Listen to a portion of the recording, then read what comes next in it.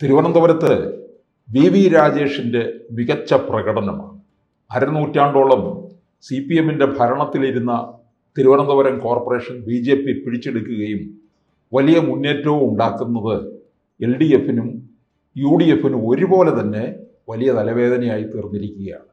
ഈ തിരുവനന്തപുരം കോർപ്പറേഷനിലൂടെ ഇനിയിപ്പോൾ BJP ആ പ്രകടനമങ്ങ് വ്യാപിപ്പിക്കും എന്നാണ് മനസ്സിലാക്കാൻ കഴിയുന്നത്, അല്ലേ? ഉറപ്പാണ്.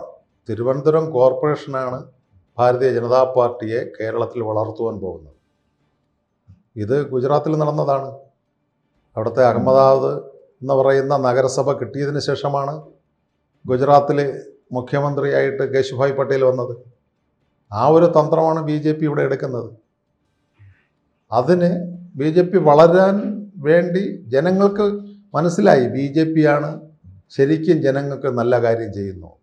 ഇന്ന് സോഷ്യൽ മീഡിയ എടുത്ത് നോക്കിയാലും ചില മാധ്യമങ്ങൾ ഒഴിച്ചുള്ള മാധ്യമങ്ങൾ, നിഷ്പക്ഷ മാധ്യമങ്ങൾ എടുത്ത് നോക്കിയാലും ദൃശ്യമാധ്യമങ്ങൾ എടുത്ത് നോക്കിയാലും ഈ 4 മാസത്തെ ഭരണം നല്ല ഭരണമാണ്.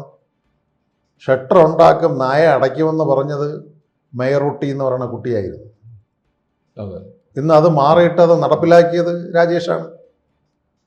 ചേട്ടാ, ഈ നഗരസഭ മാർക്സിസ്റ്റ് പാർട്ടിയുടെ ഒരു വിളനിലമാണ്, ഫണ്ട് റൈസിങ് കേന്ദ്രമാണ്.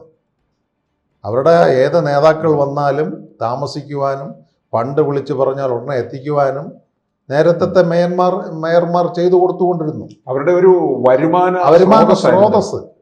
കാണുന്ന കോർപ്പറേഷൻ വക വസ്തുക്കളെല്ലാം പാർട്ടി ഓഫീസിൻ്റെ ചാരിറ്റി കേന്ദ്രങ്ങളായി പ്രവർത്തിച്ചുകൊണ്ടിരിക്കുന്നു. കാണുന്ന ഇവിടുത്തെ സാധാരണക്കാർ വാങ്ങുന്ന മീൻ ചന്തകളെല്ലാം മാർക്സിസ്റ്റുകാർക്ക് വെട്ടാനും കുത്താനും പോകുന്ന ഗുണ്ടകളുടെ സംരക്ഷണ കേന്ദ്രം. നമുക്ക് പാളയം കണ്ടില്ലേ, 50 രൂപ ബൾബ് ഇട്ട് കൊടുത്ത് 100 രൂപ കോർപ്പറേഷനിൽ അടയ്ക്കേണ്ടിടത്ത് ആ ലൈറ്റ് ഇടുന്നതിന് 100 രൂപ 500 രൂപ അവിടുത്തെ ഒരു ലോക്കൽ നേതാവ് മേടിക്കുന്നത്. ആ സ്ഥാനം സ്വന്തമായി കോൺക്രീറ്റ് ചെയ്ത് വാടകയ്ക്ക് കൊടുക്കുന്നു. ഇങ്ങനെ നിരത്തിയിരിക്കുന്ന ഒരു ക്യാൻസർ രോഗിയിൽ നിന്നാണ് 500 രൂപ മേടിക്കുന്നത്. അവരാണ് പ്രസിന് അഭിമുഖം ചെയ്തത്. ഞാനൊരു ക്യാൻസർ രോഗിയാണ്, എൻ്റെ ഭർത്താവ് കടലിൽ പോയി വരുന്ന നത്തോലി മീൻ വിൽക്കാൻ വരുമ്പോൾ അതിൽ നിന്ന് കിട്ടുന്നത് 2000-3000 രൂപ. കുട്ടി നല്ല എഡ്യൂക്കേഷൻ കൊടുക്കുന്ന കുട്ടിയായ സഹോദരിയാണ് കടപ്പുറത്തുള്ള. അവർ പറഞ്ഞത് എന്നിൽ നിന്ന് 500 രൂപ ഗുണ്ടാപ്പീസ് വാങ്ങിക്കുന്നു, ഇരിക്കുന്നതിന് 500 രൂപ വാങ്ങിക്കുന്നു. ഇപ്പോൾ തിരുവനന്തപുരത്ത് പലയിടങ്ങളിലും പാളയത്തും ചാലയിലും ഒക്കെ തന്നെ CPMൻ്റെ ഒരു ഗുണ്ടായിസമായിരുന്നു നടന്നുകൊണ്ടിരുന്നത്. ഇപ്പോൾ ഉദാഹരണത്തിന് ചേട്ടൻ തന്നെ ഗാന്ധി പാർക്കിൽ വണ്ടി നേരത്തെ പാർക്ക് ചെയ്യാൻ കൊണ്ടിട്ട് പോകണം. അവിടെ 1 മണിക്കൂറിന് 30 രൂപ. എവിടെയാണ് അവിടെ ഉള്ളത്? ഇന്ത്യയിലെ ഏറ്റവും വലിയ സിറ്റി എന്ന് പറഞ്ഞാൽ ബോംബെയിലില്ലല്ലോ, മണിക്കൂറിന് 10 രൂപയേ ഉള്ളൂ. ഗുണ്ടാപ്പിരുവ. ഈ റോഡ് സൈഡിൽ പാർക്കിംഗ് ഗുണ്ട. ആയുർവേദ കോളേജിൻ്റെ മുമ്പ് ഒരു ഹോട്ടലുണ്ട്, റോഡിലാണ്, MG റോഡിൻ്റെ റോഡ് സൈഡിൽ പാർക്ക് ചെയ്തിട്ട് കാപ്പി കുടിക്കാൻ പോകുന്നു. അതിന് അനുമതി കൊടുത്തിരിക്കുന്നു മേയറുട്ടിയും സഖാക്കളും. ഇത് ഈ നഗരത്തിലല്ലാതെ എവിടെ നടക്കും? അതിന് പാർട്ടി ഓഫീസുകളിലും ജില്ലാ ഓഫീസുകളിലും പൈസ എത്തും. മേയർ പറയാ ഇവിടെ 27 കണ്ടിജന്റ് സ്റ്റാഫ് ക്ലർക്ക് നിയമനങ്ങളുണ്ട്, മേട്ടുക്കട ഓഫീസിൽ നിന്ന് ഒരു എഴുത്തെഴുതി കൊടുത്തു വിടും സഹാവേ എന്നും പറഞ്ഞ് വിളിച്ചു പറയുന്നു. അന്നത്തെ ജില്ലാ സെക്രട്ടറി എഴുത്തെഴുതുന്നു ഈ 27 പേർക്ക് അവിടെ ജോലി കൊടുക്കുക. അപ്പോൾ ഇവിടെ PSC നോക്കുകുത്തിയല്ലേ, എംപ്ലോയ്മെൻറ്റ് എക്സ്ചേഞ്ച് നോക്കുകുത്തിയല്ലേ. PSC കുത്തഴിഞ്ഞ് കിടക്കണമെന്ന് വന്നല്ലോ അന്വേഷണം. അപ്പോൾ ഇത്തരത്തിൽ ആൾക്കാരെ കുത്തി നിറയ്ക്കേണ്ട ഒരു നഗരസഭയായിട്ട് 45 വർഷം സഹാക്കൾ ഭരിച്ചു മുടിച്ച് ഈ നഗരത്തെ വൃത്തികേടാക്കി. അത് ജനത ഈ 4 മാസം കൊണ്ട് 120 ദിവസം കൊണ്ട് ജനം അറിഞ്ഞു. ഇത്രയും വലിയ കൊള്ളക്കാർ, ടിപ്പുവിനേക്കാളും അപ്പുറത്തെ കൊള്ളക്കാർ, ടിപ്പു സുൽത്താനേക്കാളും അപ്പുറത്തെ കൊള്ളയടിക്കുന്നവരാണ് കമ്മ്യൂണിസ്റ്റുകാരെന്ന് തിരുവനന്തപുരം ജനത മനസ്സിലായി. ആ ജനത ഇനിയൊരു ഇലക്ഷൻ നടത്തി നോക്കണം. 75 സീറ്റോടുകൂടി രാജേഷ് വൻ ഭൂരിപക്ഷത്തിൽ അധികാരത്തിൽ വരും. അത് കഴിഞ്ഞിട്ട് കാണിച്ചിരിക്കുന്ന കോമാളിത്തരങ്ങളോ, കാണുന്ന ബിൽഡിങ്ങുകളെല്ലാം മെഡിക്കൽ കോളേജിൻ്റെ അവിടെ ഒരു ഉത്തരായനം പഴയ ലോഡ്ജ് കോർപ്പറേഷൻ പിടിച്ചെടുത്തു. എന്നത് EK നായർ ചാരിറ്റി എന്ന് പറഞ്ഞ് അവിടെ നടക്കുന്നത്. ആനേറ ജയരാജീവ് എന്ന് പറഞ്ഞ കൗൺസിലർ ആ കോർപ്പറേഷൻ ബിൽഡിങ് റവന്യൂ വകുപ്പിൻ്റെ വസ്തു, കെട്ടിടം വെച്ചത് കോർപ്പറേഷനാണ്. അവിടുന്ന് മദ്യക്കുപ്പിയും കൊടിമരങ്ങളും അരിവാൾ ചുറ്റിയ നക്ഷത്രം എടുത്തിരിക്കുന്നത്. ഈ തിരുവനന്തപുരം സിറ്റിയിൽ ഏറ്റവും സമ്പന്നരായ വസ്തുവകകൾ ഇന്ന് അടക്കി ഭരിക്കുന്നത് CPM ആണ്. മറ്റു പാർട്ടികൾക്ക് ആർക്കുമില്ല. ഇത് കോർപ്പറേഷൻ്റെ വസ്തുക്കളാണ്. അതൊന്നടങ്കം ഇന്ന് പിടിച്ചുകൊണ്ടിരിക്കുന്നു. അഴിമതി മ്യൂസിയത്തിൽ നടന്നിരിക്കുന്ന ആ കെട്ടിടങ്ങൾ വെച്ച് 8 കോടി രൂപയാണ് ആ കെട്ടിടങ്ങൾ വയ്ക്കുക. ഏതെങ്കിലും ഒരാൾ അവിടെ വ്യവസായം ചെയ്യാൻ പോകുന്നുണ്ടോ? അഴിമതി. നമ്മുടെ ചിത്തിരയിരുന്നാൾ പാർക്കിൻ്റെ ഫ്രണ്ടിൽ കുറേ കടകളും ബാക്കിയുള്ള സംസ്കൃത സ്കൂളിൻ്റെ അടുത്ത് എത്ര കോടി ചിലവാക്കി.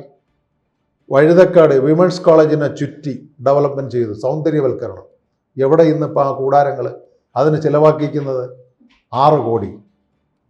അങ്ങനെ നഗരസഭയുടെ ഈ കെട്ടിടങ്ങൾ പണി ചെയ്ത് മരാമത്ത് പണികളെല്ലാം വട്ടിയൂർക്കാവിൽ ചെയ്തതുകൊണ്ട് അത് സോഷ്യൽ മീഡിയ ഇട്ടതാണ് അവിടുത്തെ കൗൺസിലർ സുഗതൻ ചെയ്ത തെറ്റ്. അത് ജനം അറിഞ്ഞാണ് അവിടെ പ്രശാന്ത് MLA തോറ്റത്. പ്രശാന്ത് വലിയ ബ്രോ മേയർ എന്ന് പറഞ്ഞ് അവിടെ എന്തൊക്കെ ചെയ്തു, ഭയങ്കരമാണെന്ന് പറഞ്ഞത് ഉടായിപ്പാണ്. ഫ്രണ്ട് കാണാൻ ചാന്ത് പൂശി വെള്ളയടിച്ച് ഗ്ലാസ്സൊക്കെ ഇട്ട് വയ്ക്കും. അകത്തൊന്നും നടന്നിട്ടില്ല. അത് സുഗതനെടുത്ത് സോഷ്യൽ മീഡിയയിൽ കൊടുത്തു.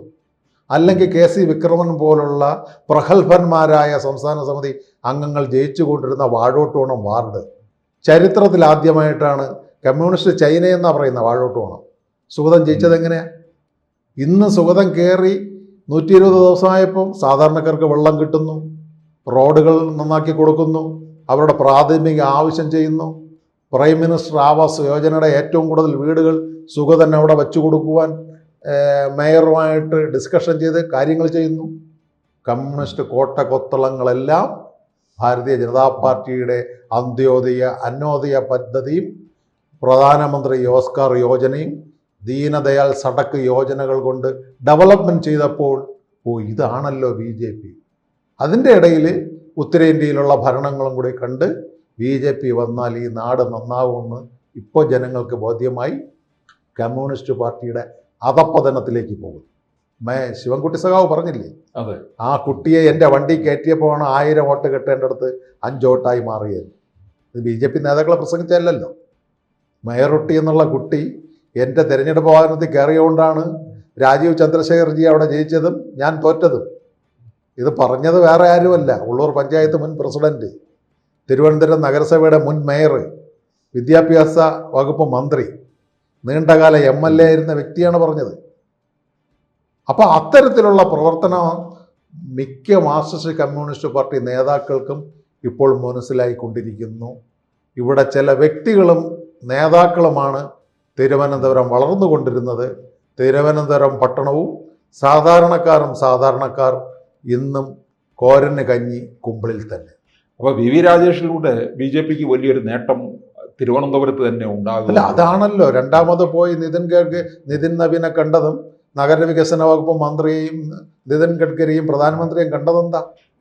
ഉത്തരേന്ത്യയിൽ BJPയോട് പയറ്റാൻ കമ്മ്യൂണിസ്റ്റ് പാർട്ടിക്കാകുമോ? ഇപ്പോഴത്തെ കാലത്ത് BJP എവിടെ നിൽക്കുന്നു, CPM എവിടെ നിൽക്കുന്നു? അവരാണ് പറയുന്നത് ഓലപ്പാമ്പിനെ കണ്ട് പേടിക്കണ്ടാന്ന്. ഇന്ന് ഒരു MP ഉണ്ടായിരുന്നത് രാജ്യസഭയിൽ നഷ്ടം. രാജ്യസഭയിൽ ഒരു MP ജയിപ്പിക്കണമെങ്കിൽ 36-37 MLA വേണം. ഇവിടെ 35 MLA ഉള്ളൂ. രാജ്യസഭയിൽ ഒരാളെ കാലാവധി തീർന്നിരിക്കുന്നു. ഇനി ഇവർക്ക് രാജ്യസഭയിൽ MP ഇല്ല. പാർലമെൻറ്റിലായിട്ട് ഒരു MP ഉള്ളൂ, രാധാകൃഷ്ണൻ, തൃശ്ശൂരിൻ്റെ അപ്പുറത്തുള്ള ചേലക്കര, അദ്ദേഹമേ ഉള്ളൂ. വേറെ ഇന്ത്യയിൽ ഒരിടവും അവർക്ക് MP ഇല്ല, ഒന്നുമില്ല. ബംഗാളിൽ ഏക ഒരു MLA ആയിട്ട് ഇപ്പോൾ ഉണ്ടെന്ന് തോന്നുന്നു. ഇപ്പോൾ അക്കൗണ്ട്. അപ്പം CPM വളരുകയാണോ, BJP വളരുകയാണോ? ഇപ്പോൾ ഉത്തരേന്ത്യൻ രാഷ്ട്രീയത്തെ വെച്ച് നോക്കുകയാണെങ്കിൽ ഈ ഒരു പോക്ക് രാജേഷ് ഇവിടെ പ്രവർത്തിക്കുകയാണെങ്കിൽ സാധാരണക്കാർക്ക് നീതി ലഭിക്കും. പ്രധാനമന്ത്രി ആവാസ് യോജന നമ്മൾ കണ്ടില്ലേ, വിഴിഞ്ഞത്ത് ഫ്ലാറ്റ് കുംഭകോണം. ഉത്തരേന്ത്യയിലെ നമ്മൾ കണ്ടിട്ടുള്ളൂ ഈ ലാലു പ്രസാദ് മിണ്ടാപ്രാണികൾക്ക് ആഹാരത്തിന് വേണ്ടി ആഹാരം വാങ്ങിച്ചപ്പോൾ വെട്ടിച്ചത്. ഇവിടെ പാവപ്പെട്ട ഹരിജനങ്ങളുടെ 6 കോടി രൂപ കോർപ്പറേഷൻ വെട്ടിച്ചിരിക്കുന്നു. സാധാരണ മത്സ്യത്തൊഴിലാളികൾക്ക് പാർക്കോൺ കൊടുത്ത വീടിൻ്റെ കോൺഗ്രസ് അടന്നു വീഴുന്നു. ഇതെല്ലാം ജനഹൃദയത്തിൽ കൊണ്ടുവന്നു അഴിമതിയാണെന്ന് തെളിയിച്ചു. അതുകൊണ്ടാണ് എഞ്ചിനീയറിംഗ് കോളേജിലെ സൂപ്പർ ആൾക്കാരെ കൊണ്ട് അന്വേഷണ കമ്മീഷൻ നഗരസഭ ചെയ്ത ഫ്ലാറ്റുകൾ, പൈതൃകമായിട്ടുള്ള കെട്ടിടം തകർന്നു വീഴുന്നില്ല മണക്കാട് സ്കൂള്, അതിനുവേണ്ടി ചിലവാക്കിക്കുന്നത് 3 കോടി രൂപ. അപ്പോൾ ഇത്തരത്തിലുള്ള അഴിമതികൾ ജനങ്ങളിൽ എത്തിച്ചു. രാജേഷ് 5 വർഷവും ഭരിച്ചിരിക്കും. അതിന് യാതൊരു സുഗതന വച്ചോ. ഇനി ചെമ്പഴന്തി ഉദയനെ ഒരു ക്രിമിനൽ കേസാക്കി 49 കൗൺസിലാക്കിയാലും BJP നഗരസഭ 5 വർഷവും ജനം അധികാരം കൊടുത്തിട്ടുണ്ട്. ഭരിക്കുക തന്നെ ചെയ്യും. നല്ല ഭരണം കാഴ്ചവെക്കും. തിരുവനന്തപുരത്തിൻ്റെ ഭരണം കണ്ടുകൊണ്ട് 31 സംസ്ഥാന അസംബ്ലിയും ഭാരതീയ ജനതാ പാർട്ടി ഭരിക്കും.